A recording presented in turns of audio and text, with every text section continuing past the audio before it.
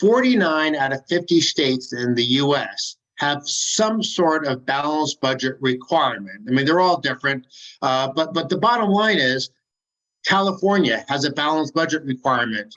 Illinois does, New Jersey does, New York does. I mean, all these profligate, high tax, high spend states have balanced budget requirements. Does that stop them from having big, wasteful governments? No. We just talked about Europe. Well, in the European Union, which Switzerland thankfully is not a member of, in the European Union, they have something called the Maastricht criteria, which again, what's that focused on? Deficits and debt. Does that stop Greece and Italy and Spain and Portugal and France and Belgium from having big, bloated, high tax governments? No. So I don't think the spirit behind a balanced budget amendment is noble, because we don't want politicians squandering money today and leaving the bills for the future.